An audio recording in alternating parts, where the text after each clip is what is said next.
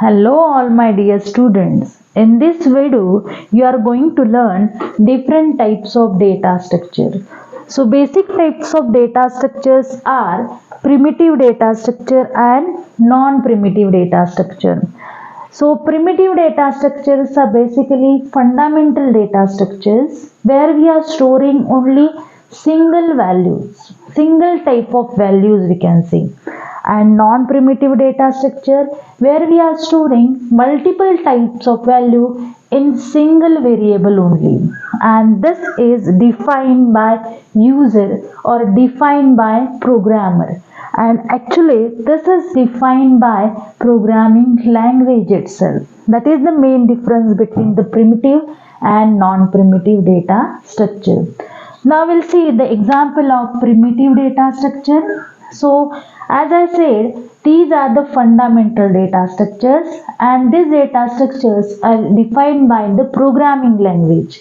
So if you want to store any integer value in computer memory, for example 34 is the integer value, you want to store that into the computer memory, then in that case you need to use int primitive data structure. If you want to store character type of value in computer memory, then we can use char primitive data structure. For example, Amit is one of the student name. If you want to store this in computer memory, then we can use char type of data structure. Okay, and if you want to store any float value, for example 3.4 in computer memory, you can use float type of primitive data structure. Okay, so in this way you can use this type of primitive data structure to store single value in a computer memory.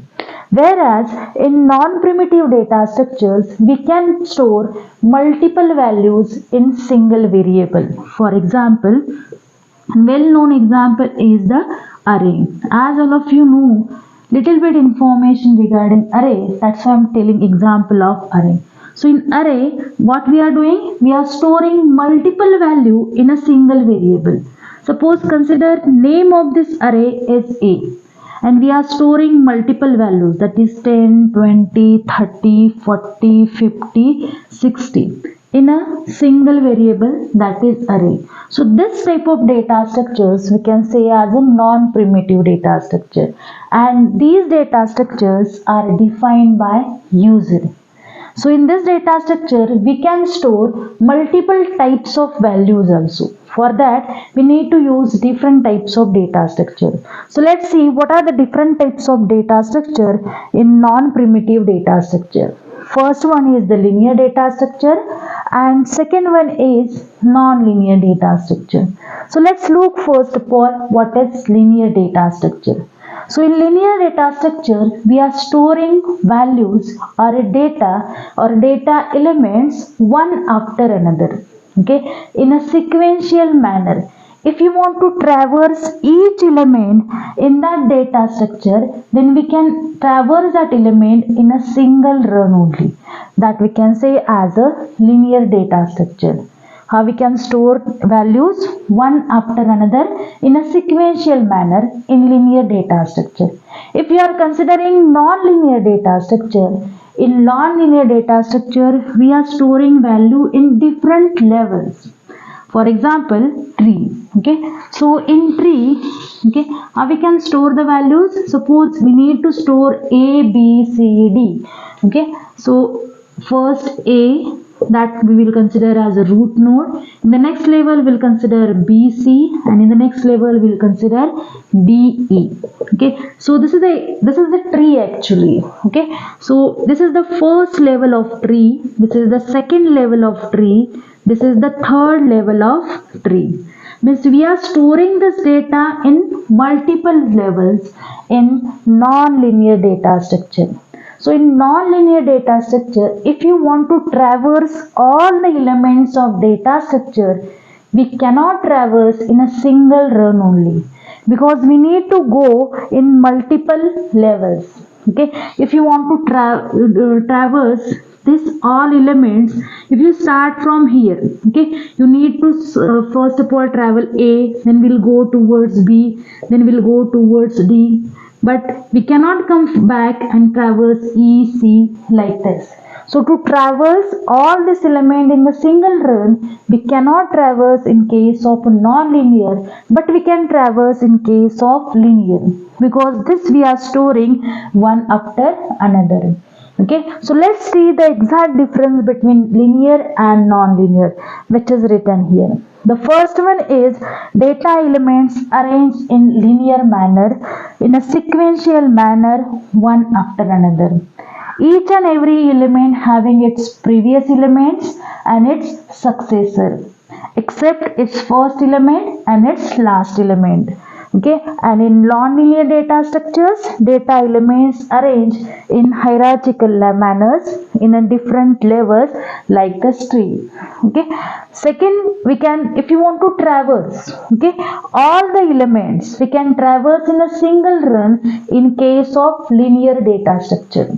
Okay, but in case of non-linear data structure, multiple levels are there, like this tree, multiple levels are there, so we cannot traverse all the elements in a single run only. Okay, the next is where we can use this linear data structure. So we can use for application software development. Then non-linear data structure we can use for AI and image processing.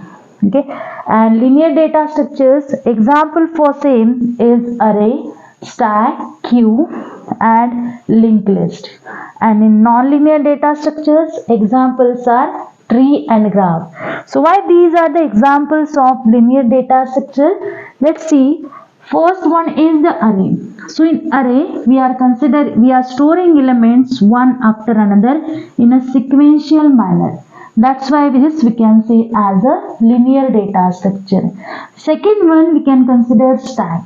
So what is the stack property of a stack? So in the stack, for implementation of stack, again we are using array, but property of the stack is you can add element or delete element from top of the stack only. If you want to delete element from the stack, you can delete from one end, okay, and you can remove the data from that end only. Okay, so for example, here data is stored A, B, C, D, E. Okay, and from this stack you need to remove E. Okay, from where you need to remove? Top of the stack. If you want to add any element, suppose you want to add Z in this stack, so from where we can add? From top of the stack only you need to add. Means both operation, insertion deletion operation will perform at one end only. Okay, and all data is arranged in the sequential manner. That's why it is called as a linear data structure. Now consider queue. Queue is also one of the array. For implementation of queue, we are using array actually. But what are the properties of this array? If you want to add any element, you need to add from the as a last element. If you want to delete any element, we will delete that element from a front. Okay, means first element in the queue we will delete. So these are the properties, but all data we are arranging one after another in a sequential manner. That's why it is linear data structure.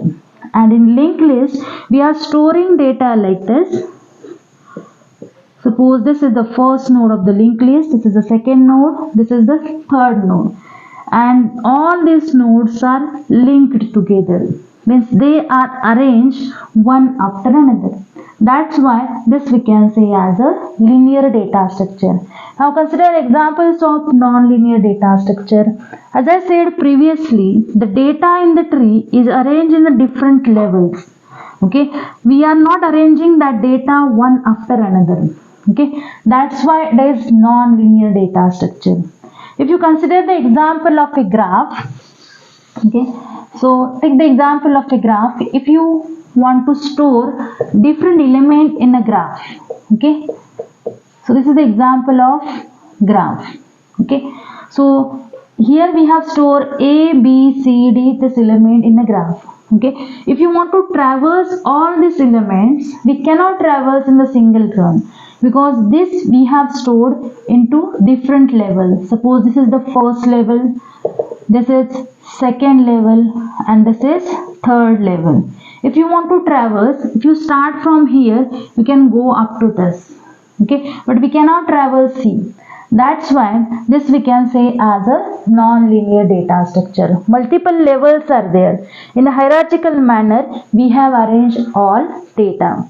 So this is the basic difference between linear and non-linear data structure. Now come towards this point. What are the different types of linear data structure? Two types are there for the linear data structure. First one is the static data structure and second one is the dynamic data structure. So in static data structure, you need to size of data structure is fixed. Okay, before execution time, you need to mention size of the data structure. We cannot change size of that data structure at runtime. But here we need to create all these data structures with dynamic data structure at runtime. We don't know, if you don't know the previously size of data structure, then we can use this dynamic data structure. So let's see the example for static data structure and dynamic data structure. We will take the same example which I have written previously. Okay, array. So size of this array is 1, 2, 3, 4, 5, 6. 6 elements are there. So how can declare this array? Integer type of element. So data type is integer. Name of an array is A and elements are 6. So in this way we can declare size in the programming itself. Means before execution time you need to declare the size. And after that, after runtime, if you want to add any element in this array, we cannot able to add, because size of this data structure, static data structure, means in this, for this array is fixed. Okay, so after execution we cannot add any element. But in case of linked list, okay, let's see the example of linked list. How we can represent the linked list, that we'll see first of all. In the each and every node divided into two parts. First part consists of data. Another part consists of address of next element. Suppose address of this element is 100. This element is 1000. This element is 2000. This element is 3000. So suppose this is the next element after this element. So we need to store that address here. This will indicate the next element is stored at the 2000 location. Now these two are linked. Okay, and here next data, that is 20, and here we need to store the address of next element. Suppose next element is this one, so address of this one is 3000. Okay, so this will link together. Suppose data for this node is 30 and after that you don't have any element, so you can represent it as a null. Okay, so in this way we can create the linked list. But all these nodes we are creating at runtime. We are not declaring previously size of this linked list, how many nodes will be there in the linked list. Okay, any number of nodes we can add at the runtime. Suppose you want to know add 100 elements in the linked list at runtime, you can easily add, because size of this linked list is not fixed previously. So whenever you don't know regarding how many data we need to add for a data structure, in that case we are using dynamic data structure. If size of a data structure is fixed, in that case we are using static data structure. So that is the big difference in between static data structure and dynamic data structure. Static data structure, size is fixed. Dynamic data structure, size is not fixed. We can add more elements, delete elements at the runtime. Okay, so this is for today's lecture. In the next lecture, we'll see other types of data structure. So all my dear students, kindly like, share and subscribe my video. Till then, take care. Bye bye.